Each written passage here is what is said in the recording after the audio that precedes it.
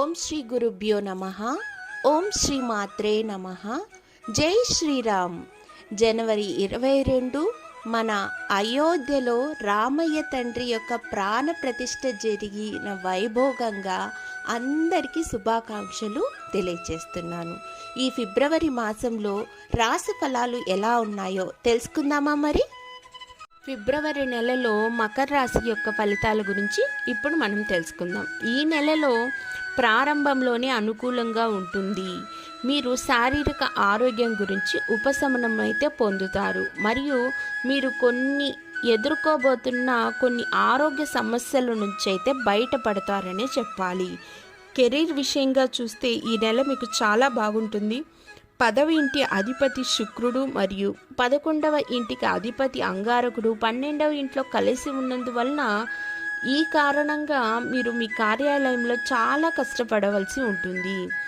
మకర రాశి విద్యార్థులు ఈ నెల ప్రారంభంలో అనుకూలంగా ఉన్నప్పటికీ ఏ గ్రహం మీ జన్మ చార్ట్లో 5వ ఇంటిని ప్రభావితం చేయదు. దాని కారణంగా మీరు మీ మనస్సులో మాత్రమే ఎక్కువ ఆలోచనలు అనేటివి తిరుగుతూ ఉంటాయి. మకర రాశి వారికి కుటుంబ పరంగా ఈ నెల అనుకూలంగా ఉంటుంది.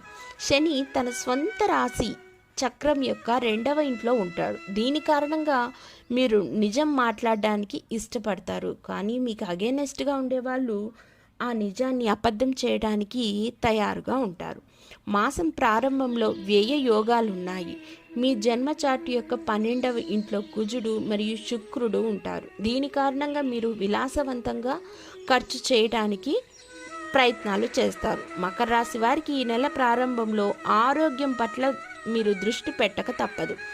కొంచెం బలహీనమైన పడే అవకాశం ఉంది. కాబట్టి శుక్రుడు మరియు కుజుడు యొక్క స్థానాలు 12వ ఇంట్లో ఉన్నారు. కాబట్టి ఇది మీ దినచర్యలో మీ యొక్క జాతక రీత్యా ఏర్పడే ప్రభావాల పట్ల ప్రభావితం చేస్తుంది. దీని కారణంగా ఆరోగ్యాన్ని ప్రతికూలంగా ప్రభావితం చేస్తుంది. కాబట్టి ఆరోగ్యం పట్ల మీరు చాలా జాగ్రత్త వహించక తప్పదు.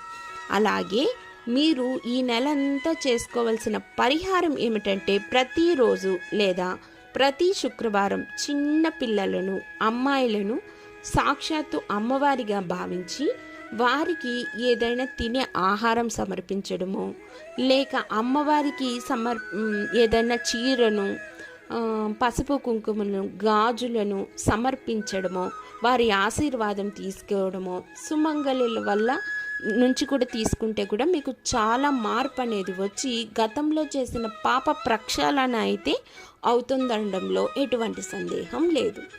ధన్యవాదములు.